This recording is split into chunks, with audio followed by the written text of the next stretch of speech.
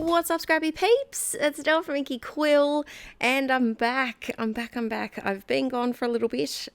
Just life. We'll tangent into that in a minute, but I am back uploading. And today we're working with a little DIY mini kit that I've put together with some new bits and bobs to my stash. I wanted to make an Easter kit.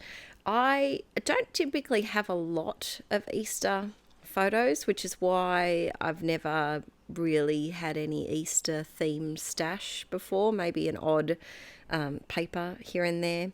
Some of these bits and pieces are not Easter themed, like this one, but I just thought the colours and the overall feel of the sticker sheet went with the rest of the bits and pieces that I have picked out. So today's video is a mixed media layout.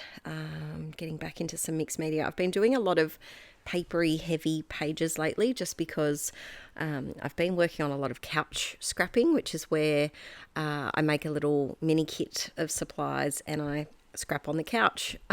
As the name suggests, it can be difficult, but I think I'm up to my 7th kit now, and I've probably finished maybe, it'd be upwards of 1,500 pages, I think, using these kits. And once you get the hang of spreading your supplies out around you, it's so fun to just sit there of an evening and just smash out a whole bunch of pages. But I am tangenting already.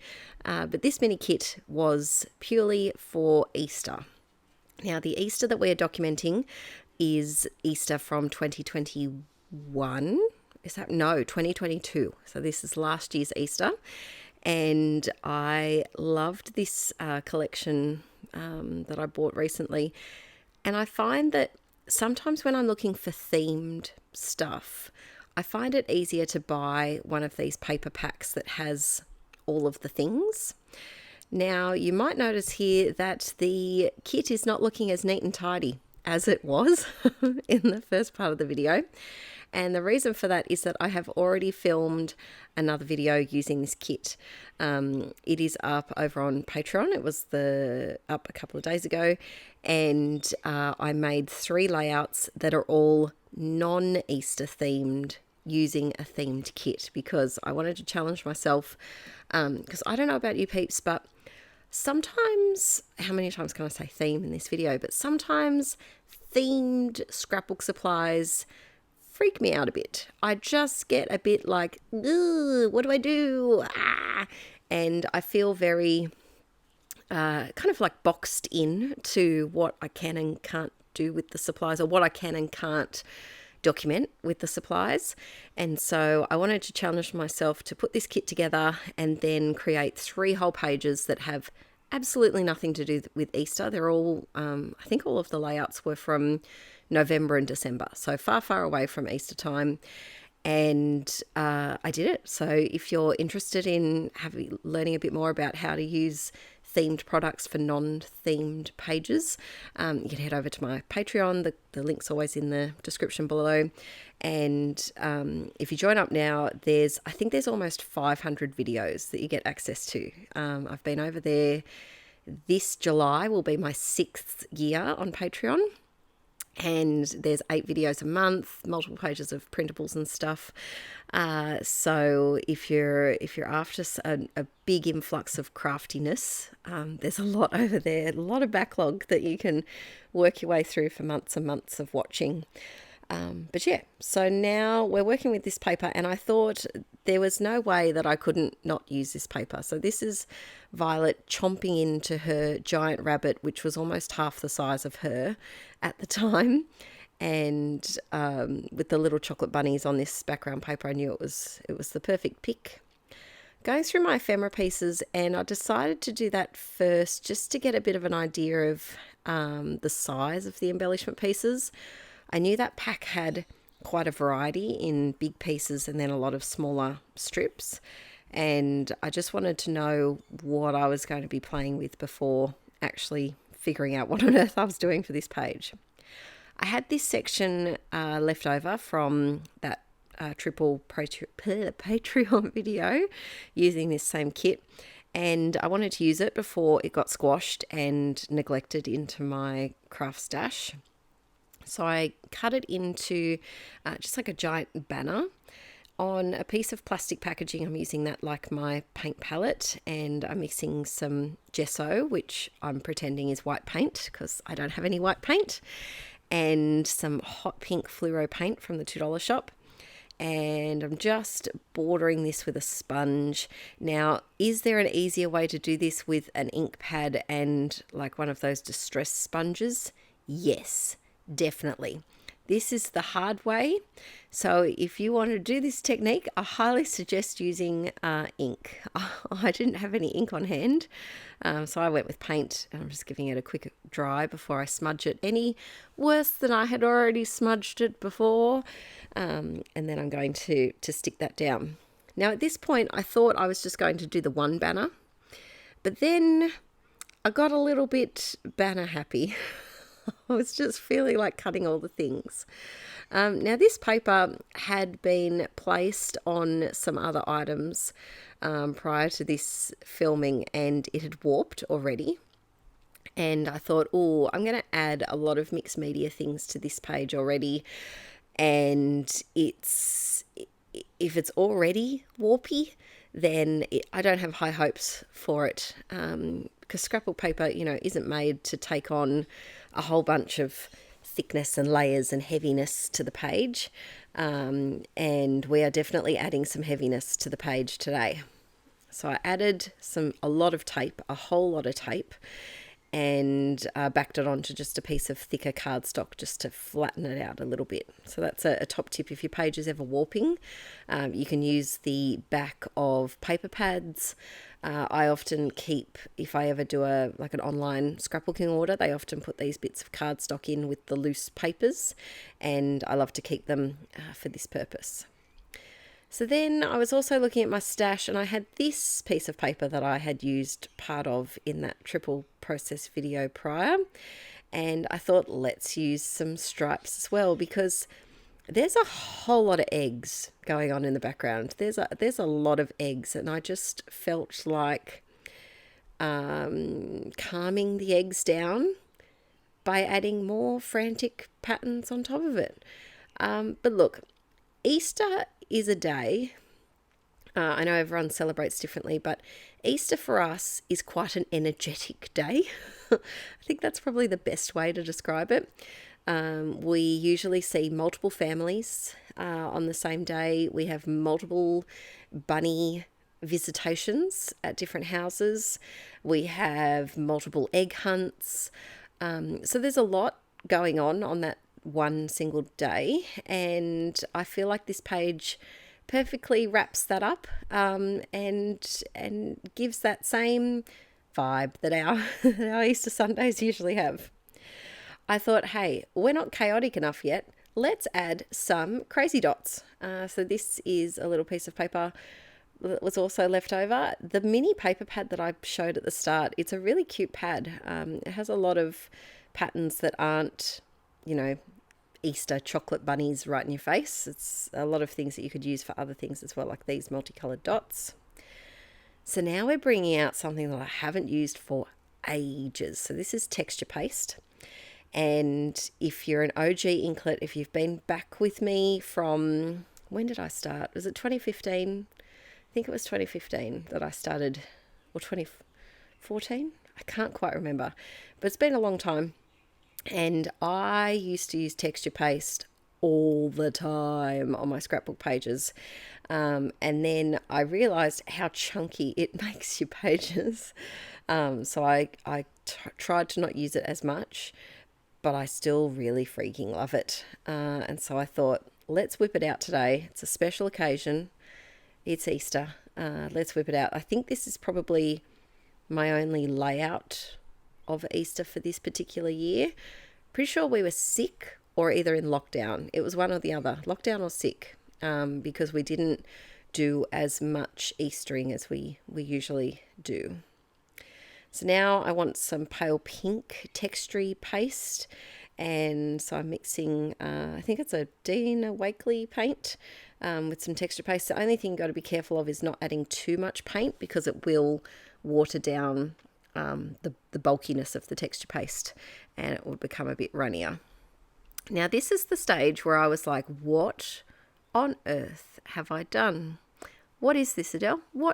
Where are you taking this layout? I'm going to be honest with you, peeps. I had no clue. A lot of the pages, let's be honest, 95% of the pages that I make, I don't actually know what they're going to look like at the end. It's all just an adventure, a sticking and plonking adventure. And yeah, we find out what happens as we go. I recently got this gold watercolor set and I adore it. I've barely used it, but the colors that I have used so far I love. Don't do what I do here and use dirty paint water. Don't use dirty paint. Freshen your water up, which is what I just went off and did. And I'm just adding some water, lots of water, and using my little skinny paintbrush to do some splatters here and there, just trying to jazz up that texture paste a bit, while I kind of regret at this time what this page is going to turn into. Also doing some nice hot pink, really watering that down. And you can't see it well on camera, but you will be able to see it at the end when I show you. Now, that texture paste took a whole 24 hours to dry. So we are now on the next day. And usually I don't like leaving my pages and coming back to them. I really hate that. I just get out of the flow, and yeah, it drives me bonkers. And so actually I'd be interested to know, do you peeps ever leave a page and come back to it the next day or a week later or a year later? Or do you prefer to get the page done all in one sitting? I have to be a sitting person. And so I am surprised that this layout actually was finished and made it to the YouTubes, because it could have been disastrous. Because I have in the past abandoned pages that I have left for the next day. I just can't get back into the swing. Anywho, this green stuff is kids craft foam, and I used that because, of course, the texture paste had textured the page a bit. Oh, here's Archie wanting to come in and help. And so to bump those photos up a little bit, I just put the craft foam in the center of the photos, and not where the spotty paper is, but not where the paint is. Now these stickers, these beautiful new stickers to my stash, I freaking love them. However, they have the worst sticker backing I have ever seen in my life. I don't know if I just got a dodgy set, but every single sticker rips off the backing paper, and it's really annoying me, really annoying me. And I bought 2 of these packets, so that's going to be fun. And yeah, I think I'm going to include them in my couch scrapping kit so that I can try and use them up and I don't have to be on camera struggling to peel off the backing paper. If anyone else bought this sticker sheet, I think it's from, is it Gingham, the new crepe paper collection? Have yours the same, or have I just got a dodgy one? Let me know. Okay, so here I'm still thinking, oh, Adele, what have you done? What is this? What have you done? And I thought a title will help, because otherwise I'll run out of space and actually accidentally explode embellishments on the place that I want my title to be. So I decided to call it simply Hop Hop. I am running low in this particular set of thickers, and I didn't have a lot of space to play with. I thought it was easier to see those letters on the background, the spotty background, rather than the egg pattern paper. And so Hop Hop just fitted in perfectly. I also added some glue just because I don't, look at that. I added some glue on the alphabets because I don't trust the adhesive on those. I'm just having a very distrusting adhesive time at the moment. Adding a little floral here, there, where, over there. that's it. And then I've got the rest of these little paper pieces that I have pulled out of that ephemera pack. I really wanted to use this carrot one because I just thought this is one of the only photos I have of rabbit themed Easter things. I think the rest of the photos are either just people, so it could just be a regular old Wednesday photo, or they're of the kids with egg-shaped eggs, not bunny-shaped ones. And I just thought that, you know, it's best to try and use the carroty things when you have a bunny-themed page. I added in that Happy Easter up the top there just to give it something up there, and then a few of these circles. So I tried to do a pattern of 3. 3 is just a happy number when it comes to making things that are nice on the eyeballs in the scrapping world. I feel like I added that Good Life one on top of the photo, and I thought that helped make the photos kind of feel like they're tucked in a bit more to the page and they're not floating on top, because you got that big embellishment cluster with the gold leafy bit and that white bunny jumping. That's all on top of the photo, and I felt like it just needed something else as well. I'm going through this hideously adhered sticker sheet, and the tiny bits are fine to come off the adhesive background, but it's just, oh, not even that one. Actually, no, that one's not even right. But it's just anything bigger than, you know, a thumbnail, and it just rips it. Anywho, I was going to add this one, but it just wasn't working for me. So then adding some enamel dots. I have fallen back in love with enamel dots. I've always been in love with them, but I had not forgotten about them, but I think I had replaced them with my gold tiny little hearts and stars and things. And I had perhaps avoided them in my stash just because I had other shinier, glitterier things that I was using. But I recently bought a couple of packets. Plus, they're expensive. A pack of enamel dots here is about $14, which is quite a bit. Now, this next step I would not recommend unless you pre-plan it, and that is writing on top of texture paste. It's not easy. There was a few times where some of my letters are a bit questionable, but I'm hoping that the reader, whoever's reading it, if anyone ever reads or looks at this page ever again in my albums, I hope that they can figure out the context of the word from the other words around it if they can't read all the letters. So in a moment, Archie Bear comes in. Now, I filmed this the other day, and I had 4 videos that I wanted to film. And I went into Archie's school in the morning to help paint some little wooden people for one of their curriculum resources. And just as I was leaving, poor old Arch ran into a pole.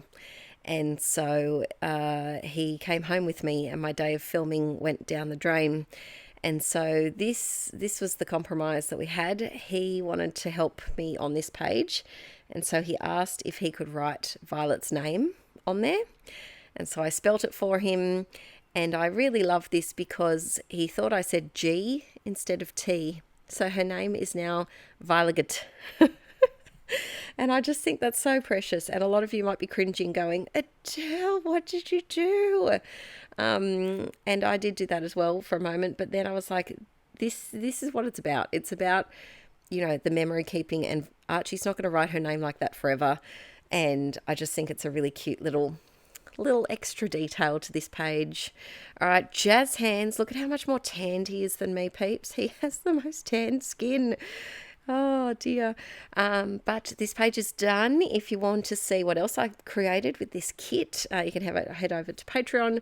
We do a lot more focus videos, longer videos, and like I said, there's almost 500 backlog catalog that you have access to if you join up. And don't forget to give this video a thumbs up. I will be back next week with another video, and I hope you had a very happy Easter if you celebrate it. Bye.